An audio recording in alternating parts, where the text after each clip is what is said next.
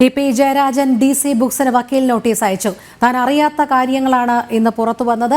DC books പുറത്തുവിട്ട എല്ലാ പോസ്റ്റുകളും പിൻവലിച്ച് ഖേദം പ്രകടിപ്പിക്കണം, ഇല്ലെങ്കിൽ നിയമ നടപടിക്ക് പോകുമെന്നും ടി.പി. ജയരാജൻ. മിഥുൻ പിള്ള ചേരുന്നു. മിഥുൻ, രാവിലെ ഇ.പിയുടെ പുസ്തകം സംബന്ധിച്ചുള്ള ആത്മകഥ സംബന്ധിച്ചുള്ള വിവരങ്ങൾ പുറത്തു വന്നതിന് പിന്നാലെ ഇത് നിഷേധിക്കുന്ന നിലപാടായിരുന്നു ഇ.പി സ്വീകരിച്ചത്. ഇപ്പോൾ ഡി.സി ബുക്സിന് വക്കീൽ നോട്ടീസ് അയച്ചിരിക്കുകയാണ്. എന്തൊക്കെയാണ് ഉള്ളടക്കം?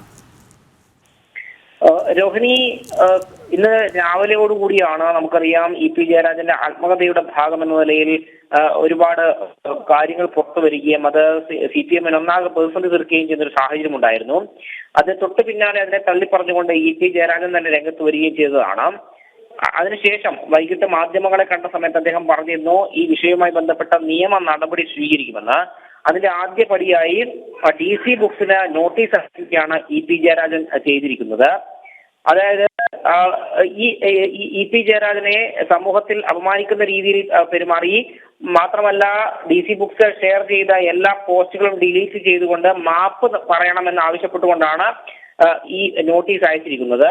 അതായത് ഈ വാക്കുകൾ കൃത്യമാണ്, ഇങ്ങനെയാണ് പറയുന്നത്: ആത്മകഥ എന്ന നിലയിൽ ഡി.സി ബുക്സ് പുറത്തുവിട്ട പോസ്റ്റുകളും ആത്മകഥാ ഭാഗങ്ങളും പിൻവലിച്ച് എന്റെ കക്ഷിയോട് നിർവ്യാജം ഖേദപ്രകടനം നടത്താനും ആയത് പരസ്യപ്പെടുത്താനും അല്ലാത്ത പക്ഷം താങ്കൾക്കെതിരെ സിവിൽ ക്രിമിനൽ നിയമ നടപടികൾ സ്വീകരിക്കാൻ കക്ഷി നിർബന്ധനായി തീരുമെന്നുമാണ് വക്കീൽ നോട്ടീസിൽ പറയുന്നത്. അഡ്വക്കേറ്റ് കെ വിശ്വൻ മുഖേനയാണ് ഈ ഒരു വക്കീൽ നോട്ടീസ് ഈ ഡി.സി ബുക്സിന് നൽകിയിരിക്കുന്നത്. അതായത് ഇ.പി. ജയരാജനെ തേജോവധം ചെയ്യുന്നതിനും ഉദ്ദേശിച്ചുകൊണ്ടാണ് ഡി.സി ബുക്സ് ഈ ഒരു ആത്മകഥ പ്രസിദ്ധീകരിച്ചതെന്ന് മനസ്സിലാക്കാൻ വേണ്ടി സാധിക്കുന്നു. ഈ പുറത്തുവിട്ട കാര്യങ്ങളൊന്നും തന്നെ ഇ.പി. ജയരാജൻ എഴുതിയതല്ല.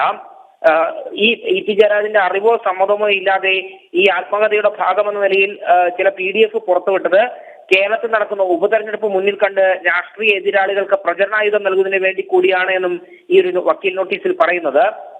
ഏതായാലും ഈ കാര്യങ്ങളൊക്കെ പിൻവലിച്ച് മാപ്പ് പറഞ്ഞില്ലെങ്കിൽ നിയമ നടപടി തുടരുമെന്ന് പറഞ്ഞുകൊണ്ടാണ് ഈ വക്കീൽ നോട്ടീസ് അയച്ചിരിക്കുന്നത്. രോഹിണി, ശരി. മിഥുൻ പിള്ളയാണ് വിവരങ്ങൾ നൽകിയത്.